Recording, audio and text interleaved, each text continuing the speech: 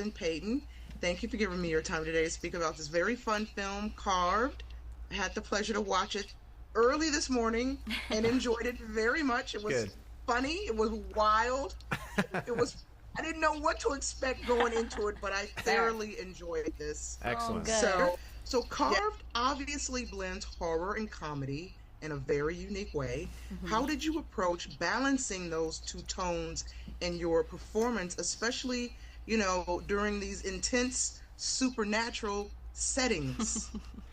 Yeah, I mean, I think that really gets right to the most difficult part of this film, at least from a creative perspective for me, was trying to find that balance, right? And I think a lot of that line walking came, on set. We would do a variety of takes, and sometimes I would do a take, and Justin would be like, "That's really serious, and we have a killer pumpkin, and it might not cut together with the other stuff that we've done, and then we would go too far the other way, only and then it's happened like, once. yeah."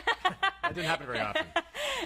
But then you would go the other way, and then it's like, okay, well, that's a little jokey, right? And we want people to buy into this. And so kind of constantly walking that line and figuring out exactly the right balance to strike, because it is difficult, and it is something that we definitely had a lot of conversations about, right? And then also, once we got all the cast together, that was super helpful too, because we have a lot of really funny actors, and so you can just, you guys take care of the comedy, and we'll be over here trying to ground it, and then it would reverse. And so kind of constantly collaborating on finding exactly the right tone and the right moments to kind of highlight the different aspects of the whole kind of dynamic feeling of the movie.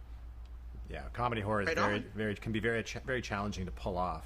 The key with this film, we tried to really ground it in performance. So these characters, weren't trying to be funny. They were inherently funny people, and then to try to film it in a way that's very cinematic. So we're handling it with real cinematic flair, but essentially it's a pumpkin, so it's inherently funny.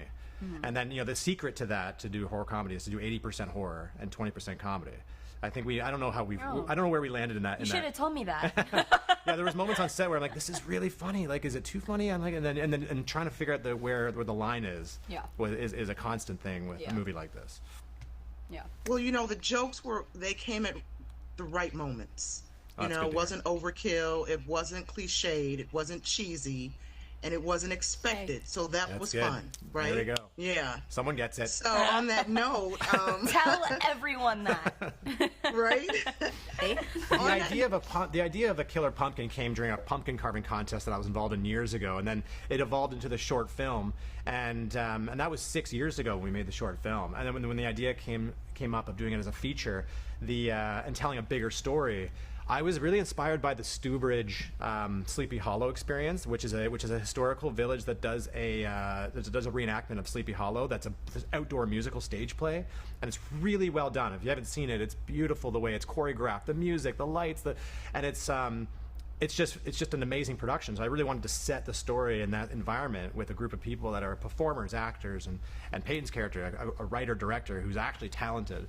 And so the inspiration was, a killer pumpkin is the seed, the spark of the idea, but then setting that in a historical village and setting all of that in the 90s, and then trying to make a film that relies on 90s techniques to give it a timeless feel was sort of like the three-prong approach to the inspiration. And so, of course, Halloween is a big major part of the film's atmosphere. Peyton, did you draw from any personal experiences or traditions to get into the Halloween spirit while filming?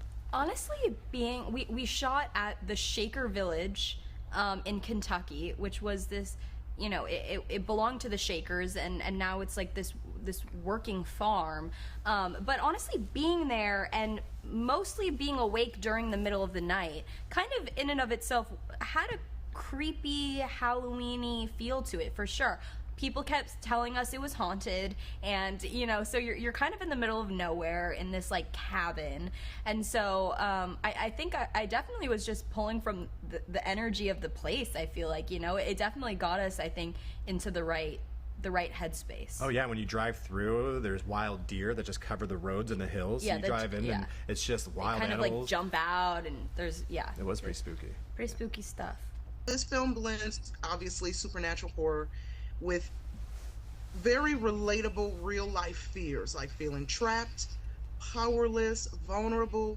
Did working on this movie tap into any of your own personal fears? And if so, how did that influence your performance? Yeah, definitely. I mean, I think part of the job as an actor is trying to ground whatever you're doing, whatever character you're playing. It could be the most serious thing or the most ridiculous thing, in something that's real and relatable, you know? And so I think there was luckily plenty in the script to work with. You know, Kira is a young girl trying to figure out what she's going to do with her life, trying to follow her dreams. She's very protective of her family. She's fallen in love and gotten her heart broken, which are all things that I've gone through, I've felt. I know a lot of other people have as well. And so I think trying to make sure those very real, relatable feelings were kind of present throughout this ridiculous, funny, crazy concept, what was something I was definitely thinking about and trying to do right by. So hopefully, you know, people recognize that in it. Right? As audiences get ready to deep dive into Carve, what are each of you most excited about viewers experiencing when they watch this film? I know exactly what I'm excited about. All right, go It's ahead. it's when the pumpkin first springs to life. There's a sequence that happens that was the most challenging to storyboard and plan, the most challenging to shoot, the most challenging to edit. But it's a sequence of kills that I cannot wait to. We have our world premiere tonight. I'm going to be watching the audience's face at that moment. That's my answer. I think I'm most excited for people to see. I think less specifically about the first time the pumpkin comes to life, but just the way the pumpkin looks. You know, I think it's so interesting. It's so unexpected. You know, I was only a part of a very small piece of that process, but even I saw so many different iterations of the pumpkin and how it could move and how it could emote and I think that's something that's really special is it feels very unexpected. It's not like a real pumpkin you've ever seen. It's not like a jack-o'-lantern you've ever seen. It's not like a pumpkin head on a person. So it's very unique, you know, and I think I'm excited for people to see that. Yeah, I described it as the pumpkin spider while I was watching it. So That's exactly how I've description. described it too. It moves like a tarantula, but only with 4 appendages instead of 8. But yes.